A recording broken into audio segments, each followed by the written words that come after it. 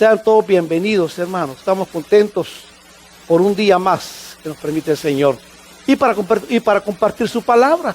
Amén. Vamos, hermanos, a compartir esta tarde. Vamos a buscar yo quiero compartir con ustedes un pensamiento de la palabra de Dios. Amén. Yo les pido que por favor me presten su atención. Pero vamos a compartir un pensamiento que a eso hemos venido en esta tarde. Amén. Pero vamos a compartirlo.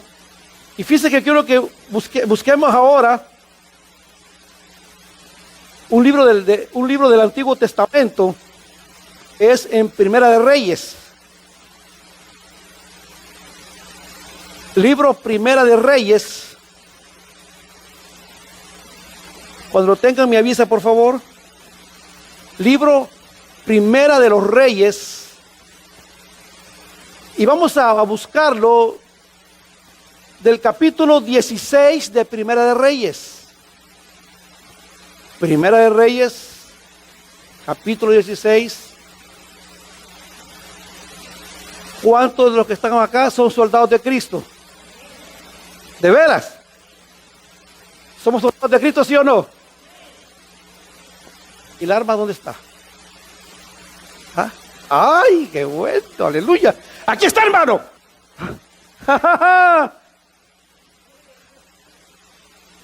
Sí, es que, mire, un soldado sin arma es un blanco perfecto del diablo. Amén. Como le decía a alguien yo hace poco, lo primero que a un soldado le enseñan cuando va al cuartel es a conocer su arma. Le dan el fusil y le enseñan a desarmarlo, a aceitarlo, a prepararlo, que esté listo. Porque de ese rifle en la guerra depende su vida. Amén. Entonces igual nosotros tenemos que conocer este libro. Amén. Esa Biblia que usted tiene en sus manos, usted tiene que estar familiarizado con ella. No sé si a usted les ha pasado alguna vez algo. Cuando yo cada vez cambio de Biblia me cuesta, porque yo ya conozco la viejita. Y yo ya sé, ya la tengo tan marcada que yo sé dónde está todo. Uno ya se familiariza. Y cuando uno lee una Biblia nueva, aunque es igual, uno no se halla. Amén. Cuando uno le da un arma nueva, uno dice, y aunque es la misma arma. Pero es que esa es parte, digamos, de nuestra militancia. Aleluya. Amén. Amén. Y mire, y no importa que sea cara o barata, no. Lo importante es que es un arma, la palabra de Dios. Amén. Pero en este libro de Primera de Reyes, del capítulo 16, del Primera de Reyes, capítulo 16, vamos a leer unos versículos. ¿Ya lo tienen? Capítulo 16.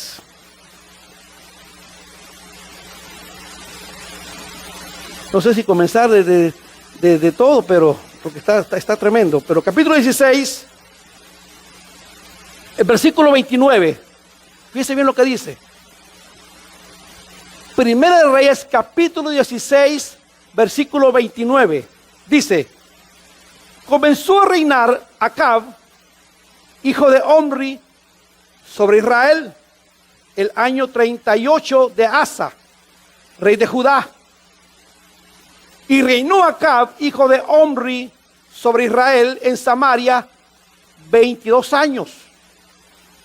Y Acab, hijo de Omri, hizo lo malo ante los ojos de Jehová, más que todos los que reinaron ante él. Y dice el versículo 31, porque le fue ligera cosa andar en los pecados de Jeroboam, hijo de Nabat, y tomó por mujer a Jezabel, hija de Etbaal, rey de los Sidonios, y fue y sirvió a Baal y lo adoró. Amén. Hasta ahí estamos bien. Ahora, busque el capítulo 17.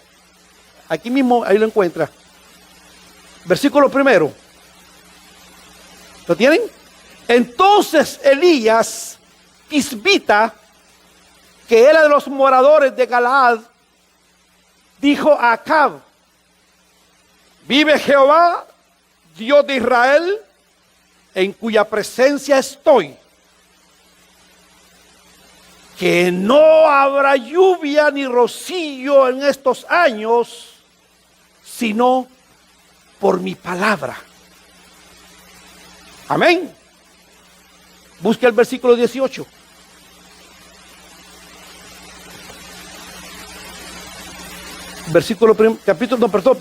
Capítulo 18, versículo primero. ¿Ya lo tienen? Capítulo 18, versículo primero dice: pasado muchos días vino palabra de Jehová a Elías en el tercer año diciendo: ve, muéstrate a Acab y yo haré llover sobre la faz de la tierra. Fue pues Elías a mostrarse a Acab, ¿y qué dice? Y el hambre era grave en Samaria. Voy a dejar hasta ahí la lectura, así lo voy a dejar, aunque quisiera seguir leyendo más. Amén, amén. Pero lo hago, muchas veces leemos más para que leamos, para que nosotros nos acostumbremos a leer la palabra de Dios. Pero quiero hasta la lectura. Yo quiero que usted me acompañe hoy en este momento a cerrar sus ojos, y quiero que usted y yo juntos le pidamos al Espíritu Santo que en esta tarde, en este momento que usted está en este lugar, el bendito Espíritu Santo nos hable, toque nuestro corazón, abra nuestro entendimiento, y que su palabra no regrese vacía, sino que cumpla el propósito por la cual el Señor en este momento le está mandando a nuestras vidas. Padre bueno, que estás en los cielos, yo te alabo y te bendigo, te doy la gloria y la honra. Padre Santo, te pido que tú ministres tu palabra y que sea a través del bendito Espíritu Santo el que nos ministre, para que cada uno de nosotros recibamos esa palabra, el consejo adecuado. Creemos, Señor, que el bendito Espíritu es el que reparte, y reparte como Él quiere, en el nombre de Jesús. Pero desde ya te damos, Señor, la gloria y la honra por los siglos de los siglos. Amén y amén. ¿Pueden tomar su asiento, hermanos, si es que encuentran donde sentarse? Aleluya. Amén.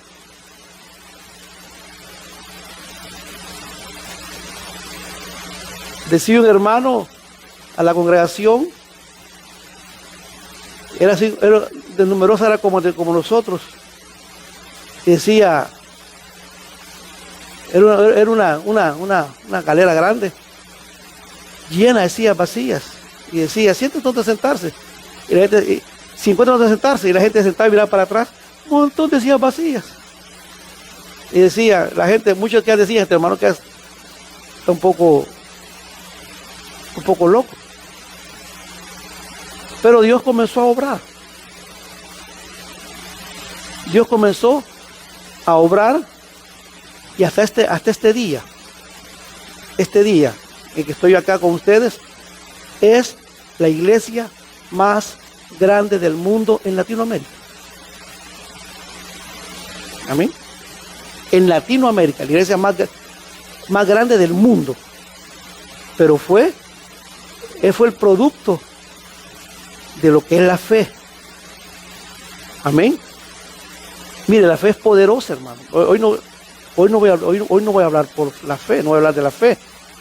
La fe es poderosa, ¿sí o no? ¿Cuánto cree que la fe es poderosa? Pero la fe es poderosa cuando usted la acciona, cuando usted la declara. No estoy hablando de la fe común, de la fe que todo el mundo dice: ay, por fe tengo esto, por fe lo otro, por fe esto. Hasta el ladrón dice: por fe voy a decir, me echo en mi cartera. Sí, no, la fe de la que estoy hablando es la fe de Dios, que dice la Biblia, es por la certeza de lo que se espera, la convicción de lo que no se ve. ¿Ah? Esa es la fe, ¿sí o no? Pero para que esa fe tenga poder, hay que conocerla. Amén. Por eso en esta tarde, les hago una pregunta: ¿cuántos se mantuvieron esta semana pasada en no mentir? Después del domingo. ¿Ah? ¿O cuántos se mordieron la lengua? ¿Se acuerdan que el domingo hablamos de lo que es la mentira? Lo que le pasó a quién? A Felipe y a Juan. ¿Cómo se llamaba? Ananías y Zafira, ¿se acuerdan? Lo que le pasó a él, lo que le pasó a ellos por haber mentido, no a la iglesia, no al pastor, sino que a Dios. Y eso es lo que otros han hablado. Cuando usted miente, no le miente al hermano, o no le miente al pastor, o a la hermana, no, le miente a Dios. Amén. Sobre todas las cosas. Pero esto hablando de la iglesia no le miente a los hombres, no, que le miente a Dios. Amén. Pero para poder nosotros llegar a entender todo esto, siempre nosotros necesitamos de que Dios haga algo en nuestra vida. Amén. Acuérdense que la Biblia es tan clara. Y es, hermano, que no es por nuestra fuerza, sino que es por la gracia de Dios. Amén. Es porque de parte de Dios viene en que nosotros seamos constantes en su caminar. Amén. Porque es la gracia de Dios. Porque dice aún la Biblia dice que no es del que quiere ni el que corre, sino que es del cual Dios tiene misericordia. Amén. Pero bueno, hablando de lo que es la necesidad de que Dios ministre, estos son los pasajes que a mí me ha interesado, aunque de este pasaje que usted lo acaba de leer, muchas veces, no solamente acá, sino que en muchas iglesias se ha predicado, se ha hablado, digamos, de ese momento tan heroico, que fue a través de Elías. ¿Se acuerdan ustedes? Mas sin embargo, algo que quiero compartir son aquellos detalles por los cuales Dios interviene en la vida de los hombres. Amén. Si algo usted tiene que estar segura o seguro, es que hay momentos en que Dios tiene que actuar. Amén. Hay momentos en que Dios tiene que extender su brazo, desnudar su brazo y sostenerlos. ¿Se acuerdan? Les pongo un ejemplo. ¿Se acuerdan cuando Pedro estaba en aquella barca y el mar estaba embravecido a medianoche? Y todos tenían temor, digamos, de que la barca se hundiera. Y dice que el Señor les apareció caminando sobre las aguas, ¿sí o no? ¿Se acuerdan ustedes? Y que Pedro le dijo: Señor, si tú eres el Hijo de Dios, permíteme que yo vaya donde tú estás. Y Jesús le dijo: sí, Pedro, ven. Y Pedro dice que caminó sobre las aguas. Amén. Pedro caminó sobre las aguas. Yo lo creo, ¿usted lo cree? Yo lo creo. Mas sin embargo, ¿qué fue lo que le pasó a Pedro? Que cuando vio para abajo, se hundió.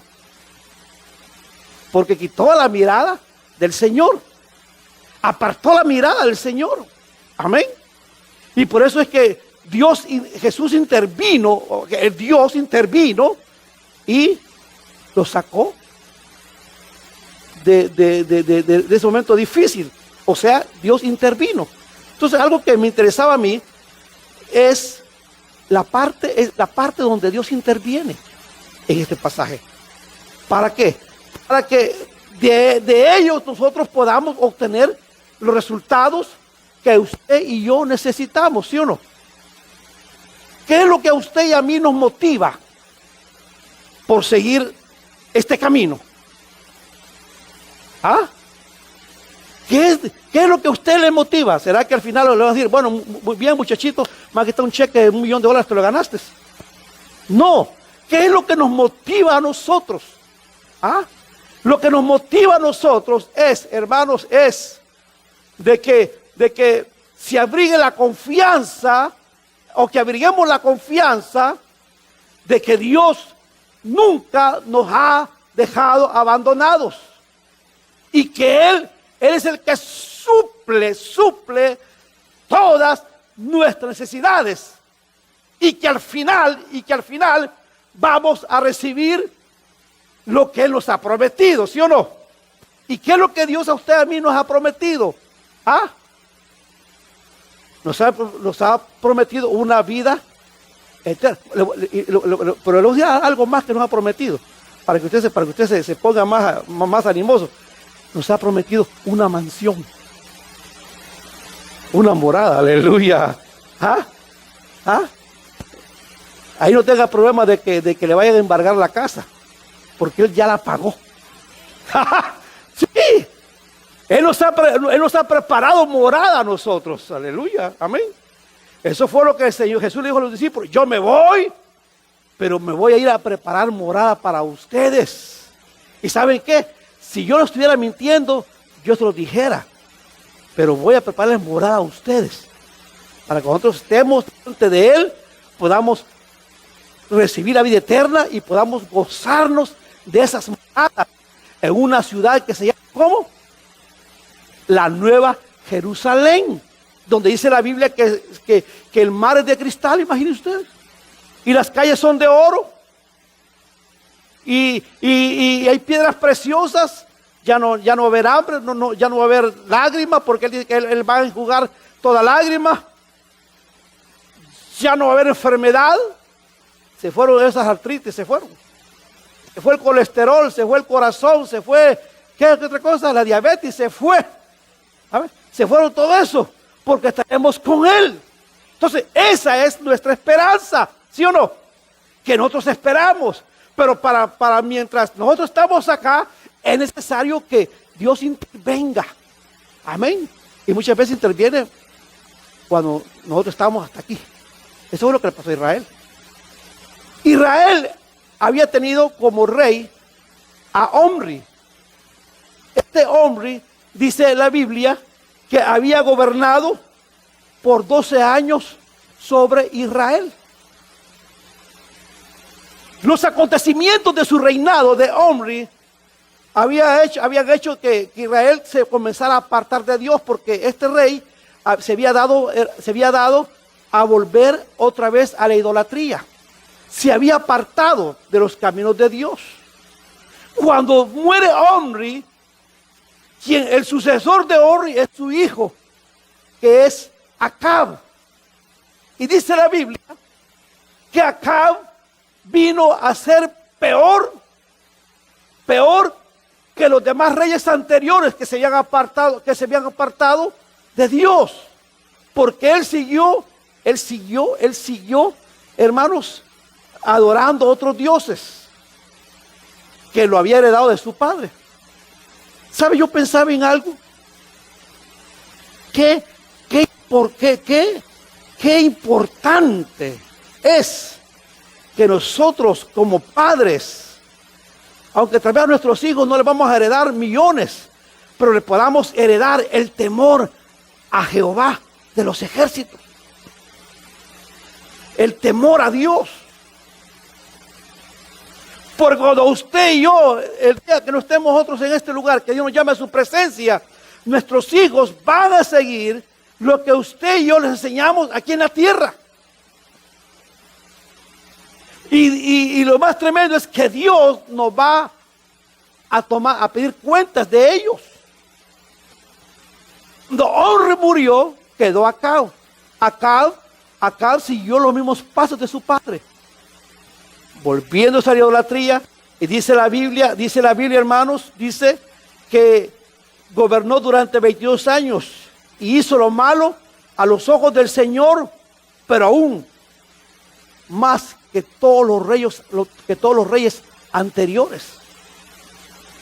Se apartaron de Dios. le cerraron la puerta a Dios. Bueno, se descuidaron de Dios. Y volvió a hacer cosas que no le agradaban a Dios. Cosas que traen repercusiones graves, hermano. Porque uno se aparta de Dios, las repercusiones son graves. Son graves. Mire, si el impío que no conoce a Cristo, es más justificable la clase de vida que lleva porque no conoce al Señor. Y que aún su misericordia, su gracia, no lo ha sacado del lodo cenagoso y lo ha perdonado. Pero aquellos que una vez gozaron, que una vez, hermanos, estuvieron alabando a Dios y se apartan, eso es grave. Eso es grave. Y eso es lo que la Biblia dice. En el Apocalipsis dice, mejor no me hubieses conocido por cuanto eres tibio. O sea, son aquellos que son mitad cristianos y mitad mundanos. Así hay cristianos. Así hay cristianos que a la iglesia van y usted los viera en el trabajo como son. Si usted lo viera cómo están allá, si usted lo viera qué concepto tiene el vecino, nos quedaríamos, hermanos, con la boca abierta. Porque son tibios. Porque el Señor dice, por cuanto no eres frío o caliente, sino que tibio, dice, te vomitaré de mi boca. ¡Wow! ¡Qué tremendo! Bueno, pero el punto es, lo que estamos hablando, es que acá comenzó él a apartarse, comenzó, hermano, a violar los decretos de Dios. A tal grado, oiga bien, a tal grado, que dice, hermano, lo que leíamos nosotros, en el capítulo 17, que Elías llega donde el rey Acab y le hace ver hasta dónde él había llegado en su desobediencia. Y por haberse apartado de Dios, por haberse volcado otra vez, hermanos, a la idolatría. Muchas veces nosotros creemos que la idolatría es, en nuestra mente creemos que la idolatría es aquella de no postrarse ante los ídolos. No, idolatría es todo aquello que ocupa el primado en nuestro corazón. Cuenta. Idolatría es aquello que ocupa el primado. Jesús dijo, donde quiera que esté tu tesoro, ahí está tu corazón. Y Acab se había apartado, se había alejado de Dios, había vuelto otra vez a la idolatría, se había deteriorado, se había degenerado, a tal grado que llega el profeta Elías y le dice, por causa de haberse vuelto otra vez a la idolatría, al pecado, no habrá lluvia durante cierto tiempo, fueron 3 años, habrá sequía. Esto que estaba recibiendo Israel, el pueblo de Dios, por boca del profeta Elías, y que los cielos se iban a cerrar, vendría a ser un gran caos. Vendría a ser, digamos, una tragedia. ¿Por qué? Porque esto representaba de que el pueblo de Dios iba a comenzar a empobrecerse. Siendo un pueblo bendecido, siendo un pueblo con una promesa que Dios había dicho a Abraham y le había dicho, en ti serán benditas todas las naciones. Había una promesa que estaba latente, ¿sí o no? Porque las promesas de Dios son promesas, hermanos, que inertes, no, son promesas que están latentes, que tienen vida. Que cuando nosotros, hermanos, las tomamos y nos afirmamos con Dios, esas promesas comienzan a generar bendición, ¿sí o no? ¿Sí o no? Es como cuando nosotros comenzamos a meternos más con Dios. Dios empieza a bendecir, ¿sí o no? Las puertas se empiezan a abrir. Cuando nosotros comenzamos a decir, Señor, de verdad, no le echo la culpa ni al pastor, porque hay mucha gente que la culpa se le echan al pastor. O se le echan a X hermano. Mira, hay gente que hasta la culpa, le echa la culpa hasta el diablo, y el diablo muchas veces no tiene nada que ver con eso. Pero cuando hay conciencia, dice, no, el culpable soy yo. Yo hoy reconozco, necesito que tú intervengas en mi vida, necesito que el poder de tu gracia me sostenga. Entonces es cuando las bendiciones que están latentes comienzan a florecer, comienzan, hermano, a repercutir en nuestra vida, y las puertas empiezan a abrir. Eso fue lo que le pasó a Israel en ese tiempo.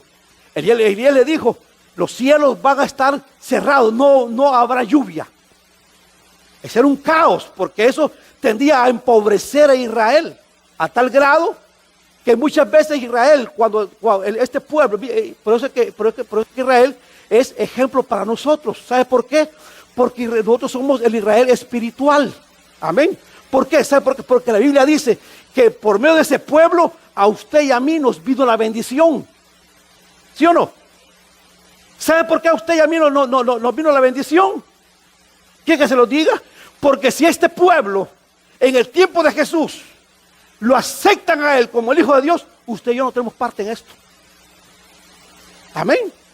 Pero por causa que ellos negaron al Hijo de Dios, Dios tuvo misericordia con nosotros. O sea que automáticamente Israel hace una bendición para nosotros, porque fue por ellos que usted y yo somos salvos. Mas sin embargo, acá, cuando ellos se apartaban de Dios, ellos empezaban a dejar los estatutos de Dios, empezaban ellos a dejar los mandamientos de Dios. Le voy a decir algo, no hay muerte más trágica espiritual, es que el cristiano empiece a apartarse de los estatutos de Dios. Porque a usted y a mí, ni la iglesia, que sea una iglesia numerosa, o que sean catedrales, o que sean hermanos eminencia, que sean extremadamente mega iglesias, nos va a salvar. Lo que nos va a salvar, ¿sabe qué es? Es la relación que usted y yo tenemos personalmente para con Dios. Sí, así es. La gente está equivocada. La gente cree, hermano, que hay una iglesia donde hay mucha gente, dice, bendición de una cosa, ahí ni salvos hay, porque lo que menos reciben es palabra de Dios, lo que menos reciben es arrepentimiento, lo que menos reciben, hermano, es decirle que hay un Dios celoso, que hay un Dios, hermano, que dice, sé santo porque yo soy santo. Cuando Pablo habla a las iglesias, les dice, hijitos míos, no se equivoquen ustedes, no se equivoquen, no erren, no se equivoquen. Dios no puede ser burlado. Pero este pueblo, volviendo a este pueblo, ellos entraron a empobrecerse porque se habían vuelto ellos a apartarse de Dios.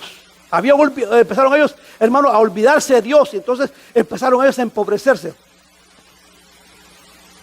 En el versículo que usted leyó, el capítulo 18, dice que Elías, después de 3 años, después de haber pasado 3 años, que Elías le dijo de que los cielos iban a ser cerrados. Después de 3 años, llegó Elías otra vez, porque Dios lo mandó. Porque ellos estaban en una pobreza extrema. Mire cómo Dios es de lindo. Cómo Dios es un Dios de misericordia. Dios no vio que ellos se arrepintieran, sino que al contrario, ellos volvieron otra vez a estar alejados de Dios. El colmo de los colmos, que el Dios, oiga bien, el Dios que ellos adoraban, el Dios Baal, amén, era el Dios de la buena cosecha, era el Dios de las cosas fructíferas. Él es el Dios de la abundancia. Pero ahora ellos estaban pasando una gran miseria. Ahora ellos estaban pasando una pobreza extrema. Porque se habían apartado de Dios. Pero mire Dios cómo está lindo. Dios es tan lindo, tan maravilloso, que Él no se olvida de su pueblo. Muchas veces nosotros le fallamos a Dios y Dios siempre está dispuesto a bendecirnos. Él está dispuesto a perdonarnos. Porque la Biblia dice que nosotros seamos infieles, Él permanece siempre fiel. Por eso cuando Dios le habla a su pueblo, dice, si ustedes se detienen de sus caminos, si ustedes se hacen un alto en su camino, y hacen un alto y se vuelven hacia mí, yo estoy dispuesto a perdonarlos. Yo estoy dispuesto. Si reconocen sus caminos, si se dan cuenta que han fallado y se arrepienten, yo estoy dispuesto a perdonarlos nuevamente. Y esto es lo que Dios quería hacer con su pueblo. Les manda al profeta Elías. Y esto que yo no voy a detallar todo lo que pasó. Pero después, en ese lapso de 3 años, llega otra vez Elías donde Acab. Y mire, y este es lo tremendo. Dice que Elías habla con Acab y le dice, vamos a hacer algo, vamos a hacer un sacrificio, vamos a reparar el altar, porque el altar estaba dañado. Habían perdido ya el deseo de adorar a Dios. Vamos a reparar el altar, vamos a preparar un buey, y usted lo haga sacrificar primero, porque ustedes son muchos, 850 profetas falsos. Pero él dice, el Dios que conteste con fuego, ese es Dios. Y ustedes saben lo que pasó. No voy a entrar en esto porque el punto está, hermano, y no contar todo lo que sucedió, porque ya usted ya lo ha leído, ya lo hemos escuchado muchas veces. Pero Dios quería hacer algo, Dios quería intervenir en eso. Dios tenía que intervenir. Y cuando dice la Biblia que aquel rey aceptó y agarraron un buey, lo despedazaron, lo pusieron sobre el altar. Después que lo arreglaron, lo pusieron ahí. Y aquellos falsos profetas comenzaron ellos a clamar a su Dios, y el Dios de ellos no contestó. No contestó. Y Elías le dijo, ahora es mi tiempo, es mi turno. Y Elías hace lo mismo, pero antes de hacerlo de eso, dice, tráiganme échenle agua a ese altar, mojen todo el sacrificio, y pusieron agua, 4 cántaros de agua, lo echaron, el agua rebalsó. Ahora me toca a mí. Y esto es lo que yo quería compartir con ustedes. Cuando Dios oyó la oración de Elías, y Elías le pidió que derramase fuego del cielo para que confirmara que Él es Dios. Dice, hermano, que salió del cielo, fuego salió y consumió todo. Lo consumió. El agua que se había estancado, que se evaporó. Esa fue la primera intervención de Dios. Lo que Dios hizo con el fuego fue que los purificó a ellos. ¿Se da cuenta? Para que Dios pueda bendecir a su pueblo, lo primero que Dios hace es purificar a su pueblo. Porque Dios es santo. Amén. Dios es santo. La Biblia dice, hermanos, nos enseña a nosotros que la fe que usted y yo creemos tener, primeramente tiene que ser purificada por el fuego. Para que a través de esa prueba nosotros podamos creer que en verdad Dios es real. ¿Cuántos de los que estamos acá, los que estamos aquí reunidos, cuántos de los que estamos acá, muchas veces hemos dicho, por fe, por fe, por fe, y no resulta nada? ¿Y saben lo primero que hacemos? Es dudar de Dios. Empezamos a renegar. ¿Sí o no? ¿Sí o no? Porque nos llegó el momento de la prueba. Y en vez de mantenernos confiados que Dios no nos va a dejar abandonado y que Dios ha prometido bendecirnos, lo primero que hacemos es renegar. Perdemos el deseo de ir a la iglesia. Comenzamos a ser más mentirosos. Si antes no mentíamos, hoy somos más mentirosos. Como alguien dijo, el problema del mentiroso es que él tiene que tener memoria para acordarse más después de la misma mentira, porque si no tiene memoria se contradice después. Amén. Pero Dios envía fuego para purificar a su pueblo, para sacarlos de ese estado al cual ellos habían llegado, donde habían perdido toda sensibilidad, hermanos, de adoración a Dios. Habían perdido el temor a Dios. Habían perdido el temor, hermano, el temor a hacerle fiel a Dios. Y se habían vuelto a hacer otras cosas que a Dios no le agrada. Entonces, por eso Dios contestó por fuego. Y cuando Dios contestó por fuego, todos comenzaron. Aquel pueblo comenzó, hermano, a reconocer que verdaderamente Jehová es el Dios Todopoderoso. Ellos reconocieron, se dieron cuenta, como que se despertaron y dijeron, Dios mío, perdónanos. Tú eres el Dios poderoso. No es ese Baal que tenemos que ni contestó, que quizás estaba dormido a ver qué estaba haciendo. Pero Dios quería hacer algo más con ellos. Después que los purificó con el fuego, porque el fuego significa la purificación. Amén. Por eso muchas veces es lo que Dios nos purifica a nosotros, hermanos. ¿Sí o no? A veces cuando nos llega el momento difícil, se nos quita lo gritón que somos, la prueba. Pero es necesario que a través de muchas pruebas sigamos adelante. Porque así como el oro es probado. ¿Por qué es probado el oro? Por fuego. El oro se encuentra en las minas, se encuentran adheridos a ciertos minerales.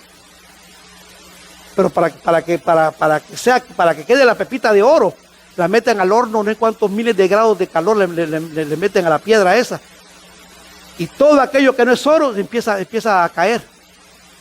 Y solo queda el puro oro, porque puede resistir el calor. Así es la fe. Amén.